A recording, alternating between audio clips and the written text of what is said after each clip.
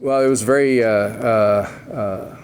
tense moments in my career because we had a person who wanted who had come into the embassy and wanting protection, but you know, there's no way that what a lot of people don't understand is that you cannot be granted asylum in another country unless you are first outside of your native country. I mean, if you're a Russian general and you want to defect to the United States, you have to do that outside of Russia. If you walk into the U.S. Embassy in Moscow and say, I'm a general and I have all these secrets about nuclear arms and things like that, and you want to defect to the United States, we can't get you out of Russia.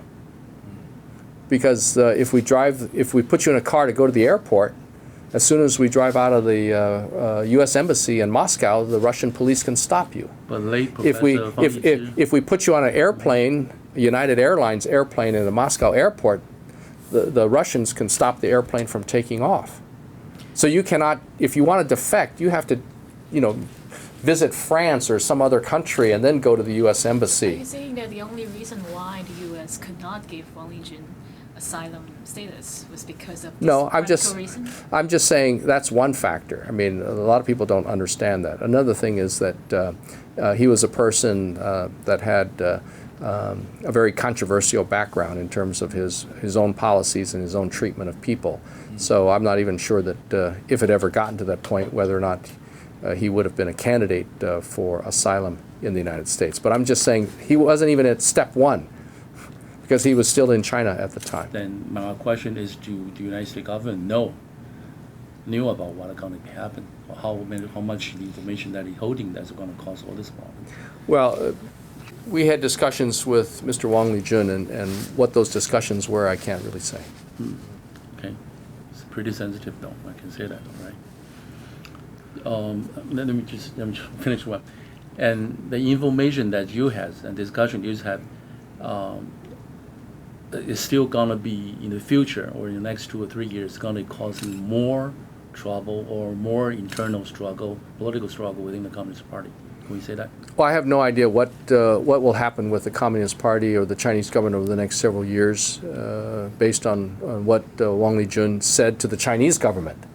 And so those are all internal affairs of the Chinese government, and how to predict what's going to happen based on what he told them without us knowing what he told them is hard for us to speculate on.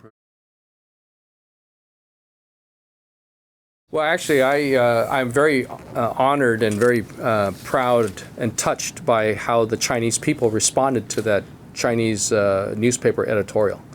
And in fact, it was taken down within a few days because so many Chinese people felt ashamed and embarrassed by that article.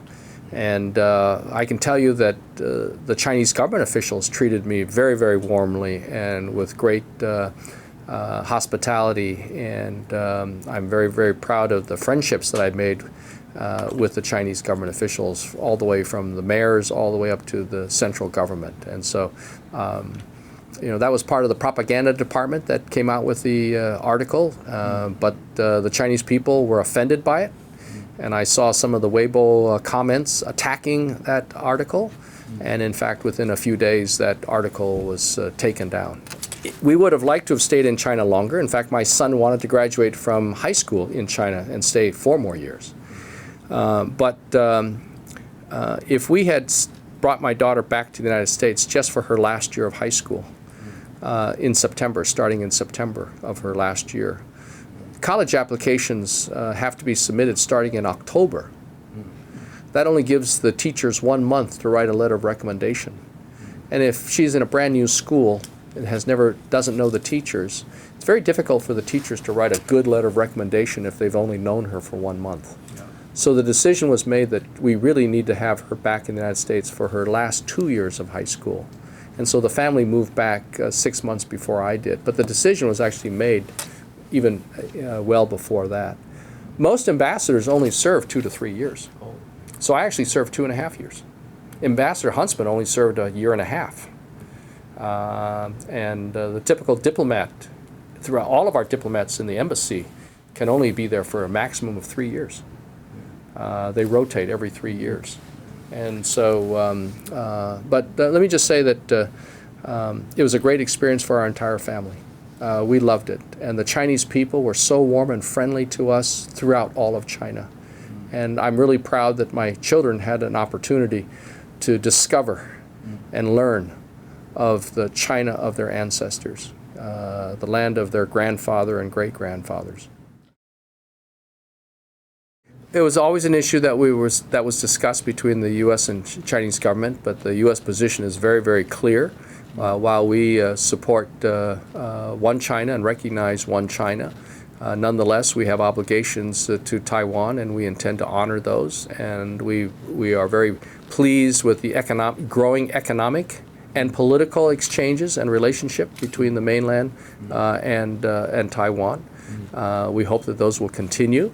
Obviously, there's very strong economic ties between the two entities, and we expect that and hope that that will continue. We also note that there's more contact of people, more direct flights between the mainland and the island, and also more exchanges of political leaders as well. So those are all good signs. But we believe that the issue is to be resolved between the people of Taiwan and the people of People's Republic of China.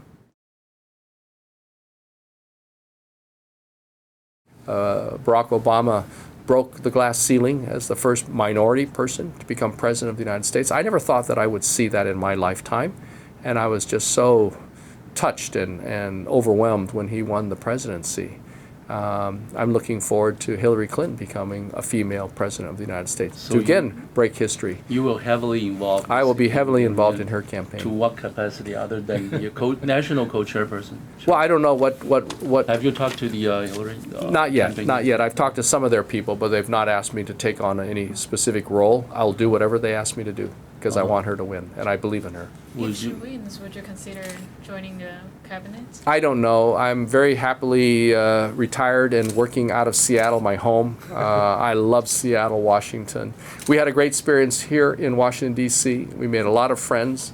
It was a great experience, and serving in President Obama's cabinet, working alongside Hillary Clinton as well. And I'm very proud of what we were able to accomplish for the American people and with President Obama. And I will help Hillary Clinton any way I can.